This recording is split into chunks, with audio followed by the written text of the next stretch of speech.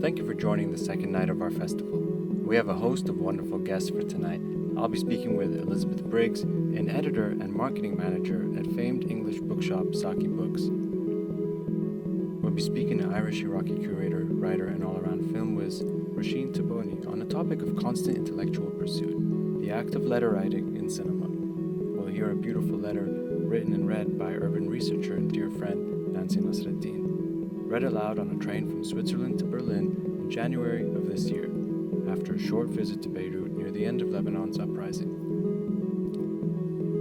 We'll close off today's interviews with a conversation with Maria Plaza, a founder and editor of Arts of the Working Class, a rich and original publication that has hit the streets of Berlin and elsewhere for a few years, making quite the mark.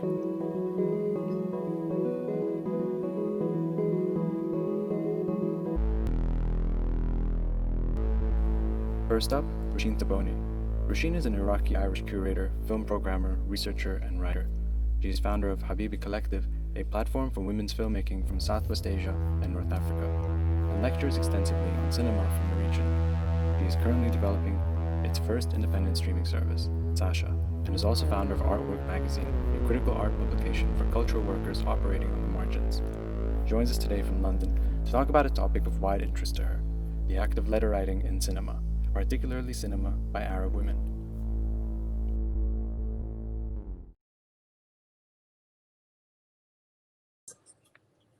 Róisín, thank you very much for joining us. You are a master of all trades. It appears. How do you find the time to do so many things? A lot of people ask me that. I think I'm just kind of very hyperactive, and I don't actually plan really. I don't really have timetabling or task management. I just kind of get it done. I work a lot basically. I work hard and I work fast. And I work all the time. We can absolutely see that. Your work, regardless of the form that it comes in, is clearly driven by a pursuit perhaps of experience, of culture, of knowledge, of narrative. There's a lot of discourse in the work that you do. Yeah, I think the discourse is important because I'm not here to sort of just implement my views. I think opening dialogue is really important.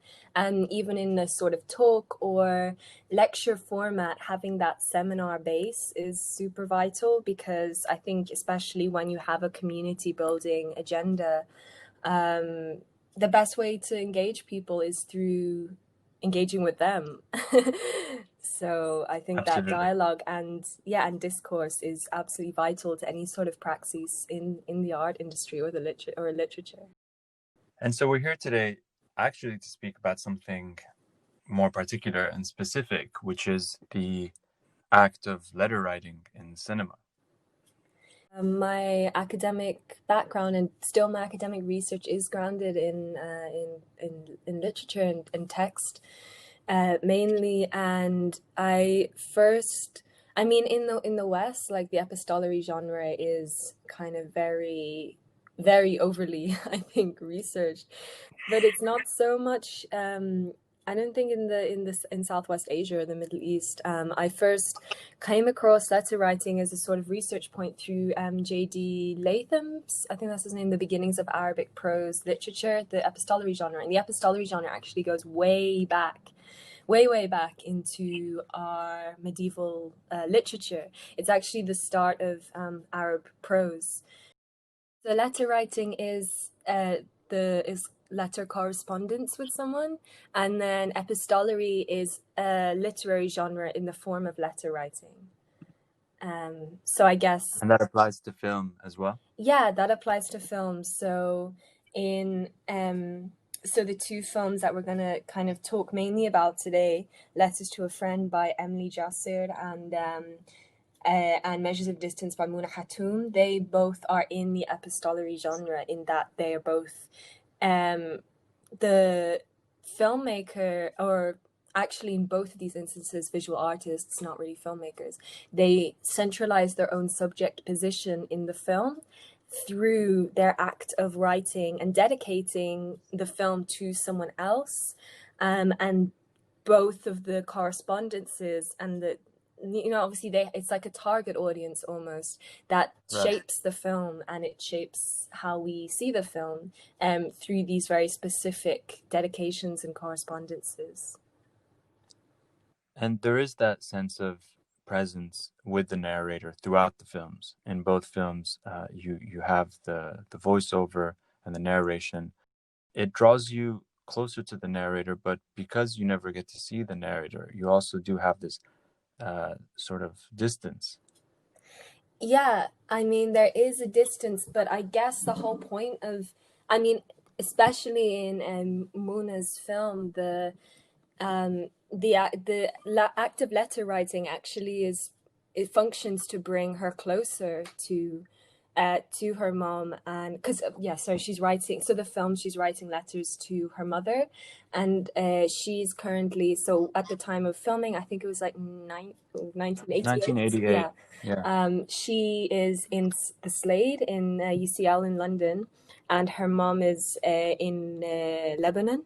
So they write letters to each other as a way of bridging the gap and bridging that geographical distance, which, I mean, so many of us from the region face when it comes to like just our family and correspondence. And obviously now we have social media, which is so much more instantaneous and gratifying in that way. But yeah, I guess letter writing was obviously the precursor to that, and still a fundamental importance given the kind of total and repeated displacement and everything that we face. Displacement is obviously a theme in Mona's work. In Emily's work, displacement takes the form of the footage is of her home. Am I correct? Yes, yeah. It's of her home city. But where is Emily during the film?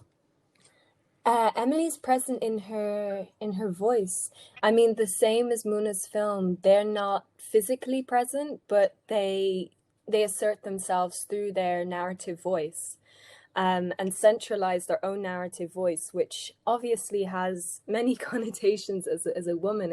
It sort of, I mean, women's voices are marginalized throughout culture and through literature, and by centralizing their voices, that is a powerful act. So while we may not be able to see them, we can hear them. And Right. And I also think in the case of Emily's film, she is embodied in her house, in that history. She is very much, her embodied experience is lived out in that house, which she represents through her kind of the oral history of her family that she presents through archival material near the beginning of the film. Why do you think particularly women filmmakers from the region stage letter writing in their films? I think it is to do with this act of rewriting history, because so women have traditionally dominated the essay film genre. Essay film is my particular area of research when it comes to film, and it's basically a subgenre of documentary. And I mean, it's in the title, essay. You know, it's very text based, and I think that's because especially in the back in the day, or whatever you want to call it, men, not so much now, women, obviously, like people like Hif al-Mansour and when in Nabaki, they get the kind of big commercial slots, but men were getting those feature length narrative slots, not slots, I mean funding opportunities, certified producers, your distributors, like all of this palaver. So women were sort of marginalized to experimental filmmaking, documentary filmmaking in particular. And in this way, it became a way for women to sort of explore their own immediate connection to even to the camera through handheld documenting, and through exploring their voice and rewriting in areas where their voices were sort of marginalized or erased from dominant historiography. And there's a lot of films around, it's a lot of text-based essay films around rewriting history, creating an alternative feminist historiography, such as Mary Germana Saba's A Feeling Greater Than Love, which is like my favorite film. And she rewrites the displaced Lebanese socialist women's displaced Lebanese socialist feminist history on the brink of the civil war, the women who tried to unionize at the tobacco factories. So yeah, there's a lot of film about this kind of oral histories, because the history, I mean, as women, our histories are missing from history books. So like having to use our own archives, having to use our family photos, our storytelling being such a huge genre in literature, having to use that storytelling, that inherited memory, generational memory, to use Pierre Nora's phrase, loi de mémoire, the site of memory being located in our stories and in our photographs and in our personal archives. So I think that's something that women really utilize a lot in filmmaking in the region. I get what you're saying, because there's also a degree of when there is, when there is a narration of a letter, a sort of correspondence, there is the feeling, whether we're seeing the act in person, we're visualizing it on screen, or we're visualizing it because of the narration, there is a sense that we are participating in a sort of secret environment, right? Yeah. So we're sort of accessing the inner workings of an individual, and there's something very raw about that.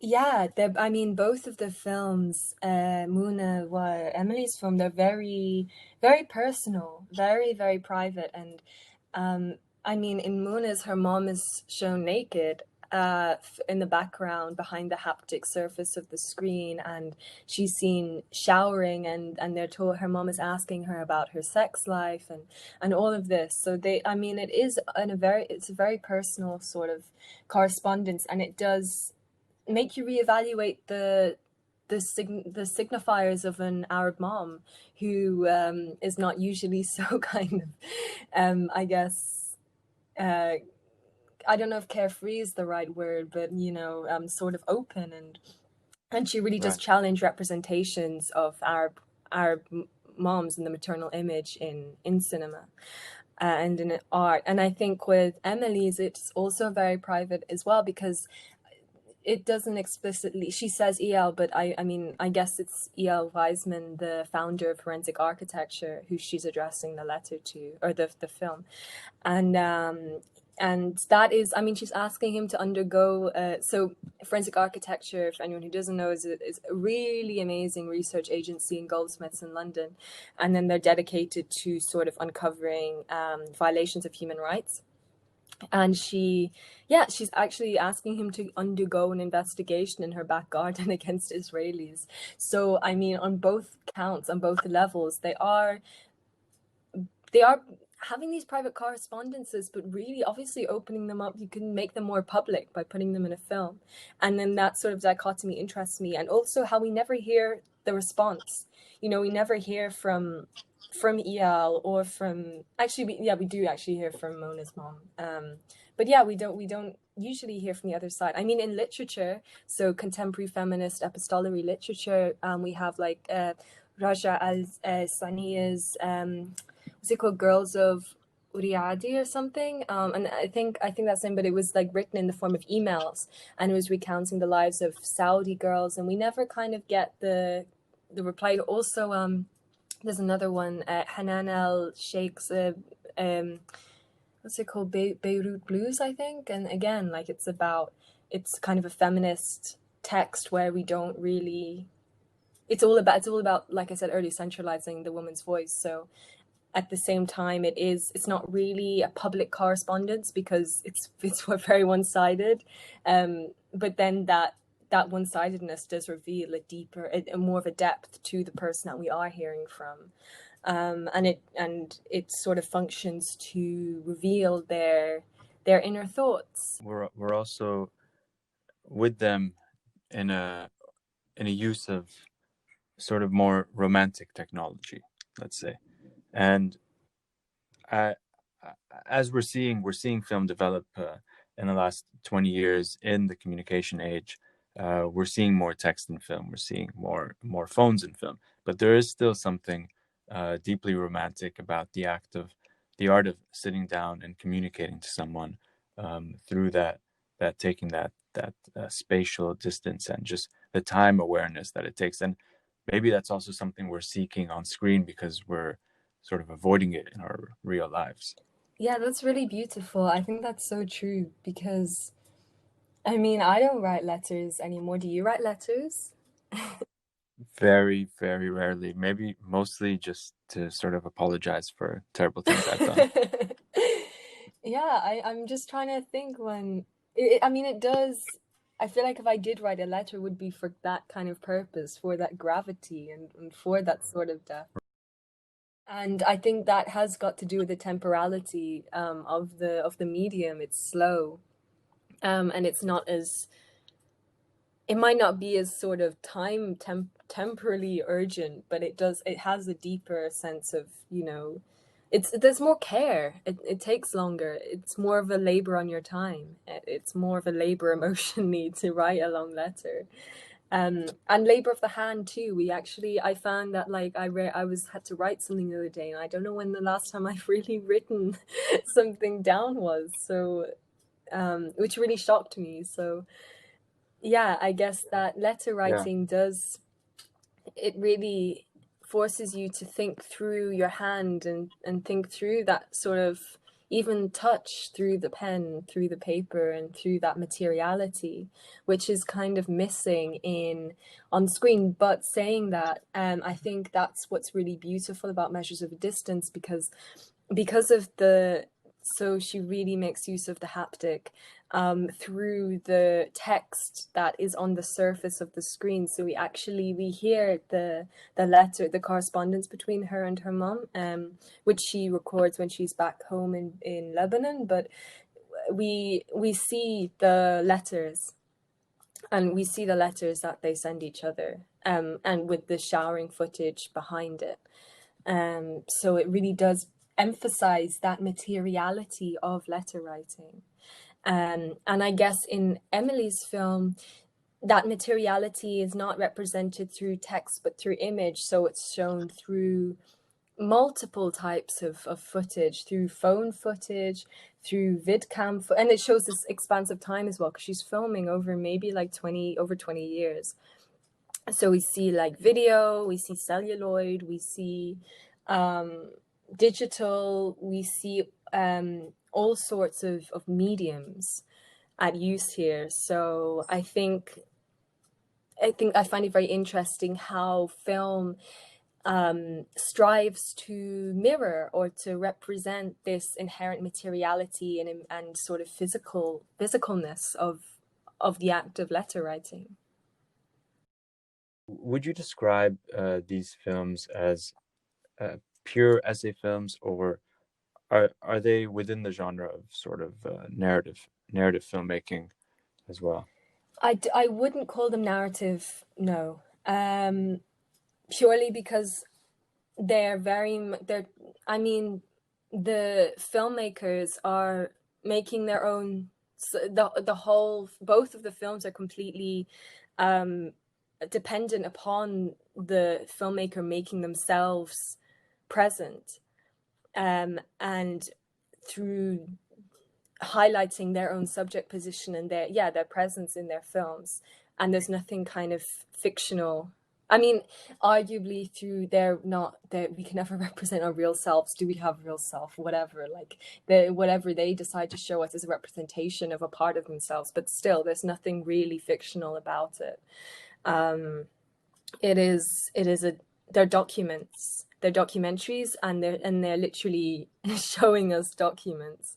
It's so grounded in the documentary and essay genre that I don't think it could be. I don't think they could be argued to be narrative. And I think and they actually, when you think of narrative, you think of very succinct story. And so it's not only that they don't have this fictional element at their core, but they don't have complete stories. There's no sort of teleological development in either of the films. They're both very fragmented, especially in Emily's film, when she literally draws her history from fragments of her personal archive. There's nothing sort of linear about the act of storytelling in either of the films. So therefore, yeah, I don't think they could be narrative because of the nonfiction element and because of this lack of kind of total narrative, or even in it, or It's even there's not even an attempt to make it a total narrative. Mona's film taking place in the 80s, and we know that she's dealing with the Civil War, and I think just even the sort of notion of protest in our age and sort of resistance, there's an irony to Emily's film as well, and especially with the tear gas in a sort of familiar way. But obviously, as the film progresses, you do travel through an archive and a sort of collective memory that is being represented.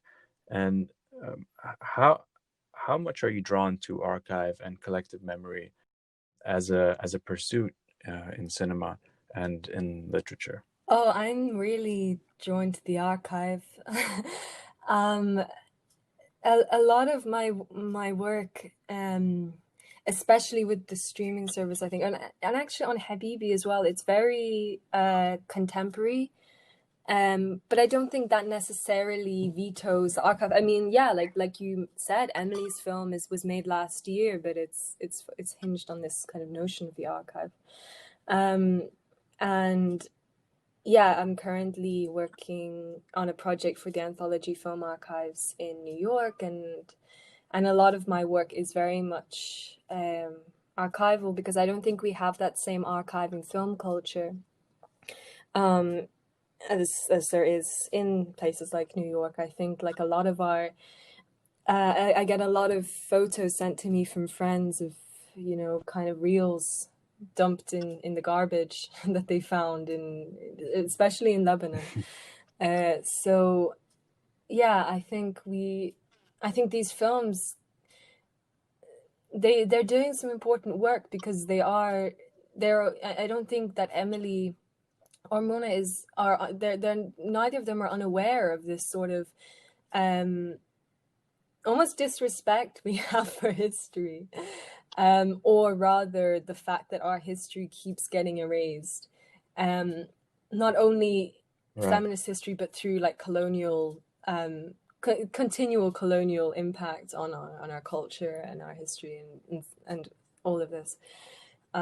So really the archive has a really important social function and cultural function beyond just aesthetics. And I think that's something that most filmmakers who approach the subject of the archive are not unaware of. Yeah. Right. Well, and it's something that you're speaking about is this essence of, well, we've spoken about displacement and we're speaking about this need to maintain a narrative or to safeguard a narrative as as obviously a continued experience in the Middle East and in the region. There is a sort of perpetual sense of loss and needing to sort of reclaim or maintain heritage and stories.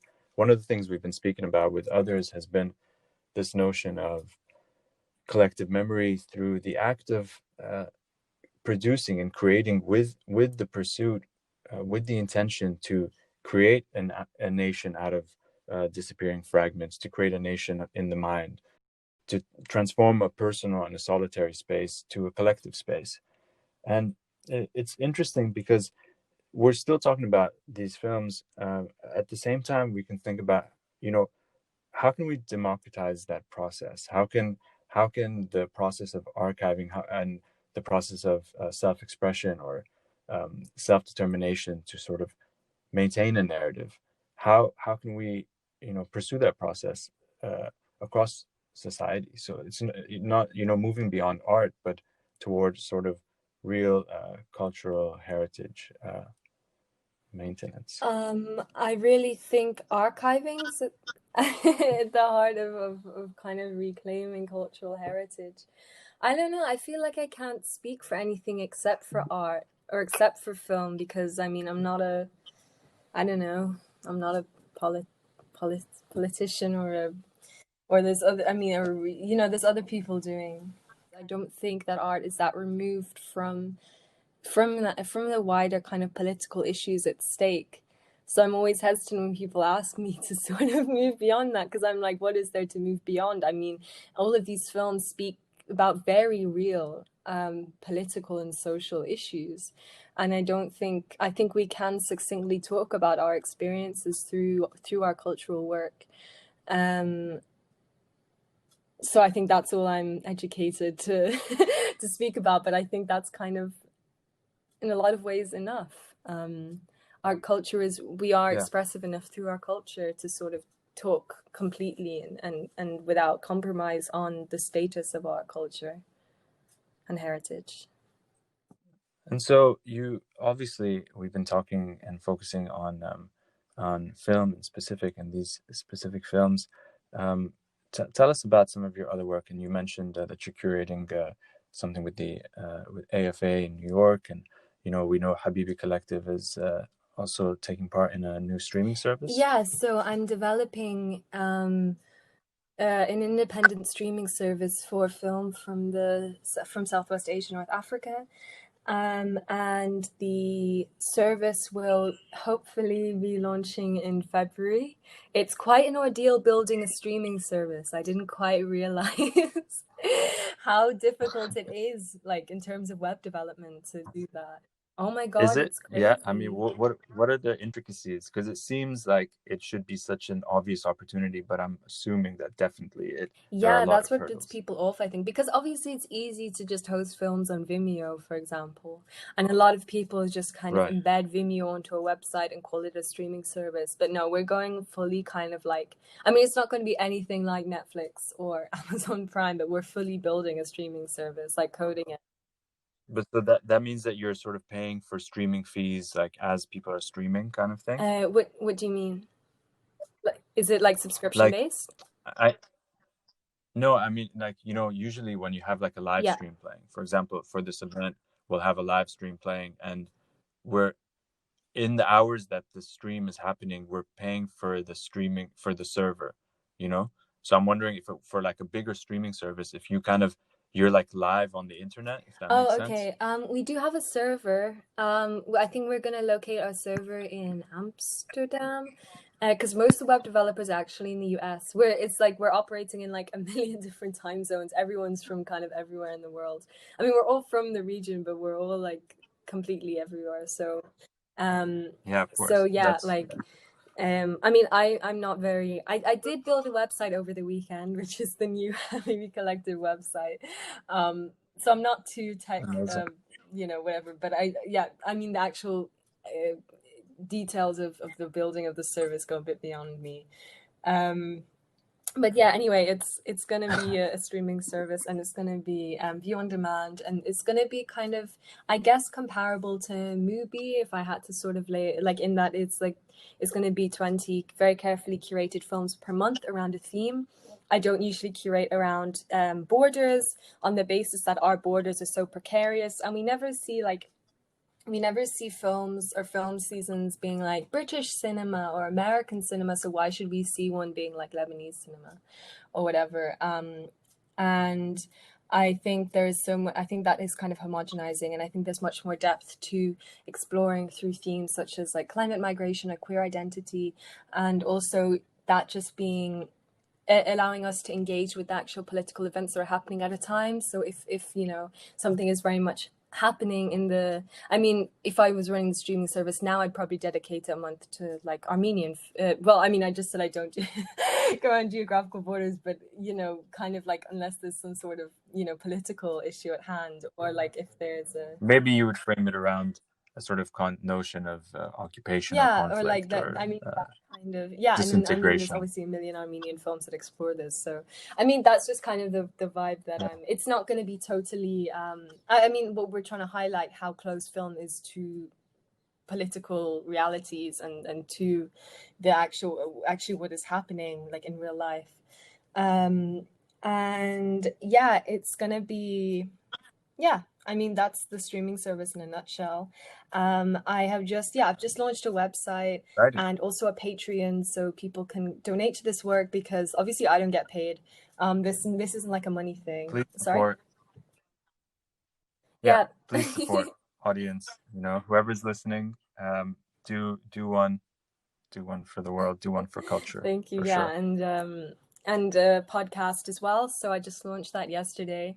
So the podcast is, I lecture a lot in universities, and they're mainly, I've lectured at Oxford and Duke, Northwestern, Berkeley, like all of these sort of very white and privatized institutions. So I was just thinking about how I can, because I feel like I'm saying important stuff sometimes, not all the time, but it's my audience is like these kind of very privileged white young academics, and I'm like, how can I get this knowledge to my community? So yeah, I guess just taking it out of an institutional, taking education out of this private institutional kind of site and hosting it independently on the new website, and that sort of disseminating or decolonizing knowledge and bringing it back into our own community. So the podcast series is going to be fortnightly, and it's going to be kind of just a very educational open resource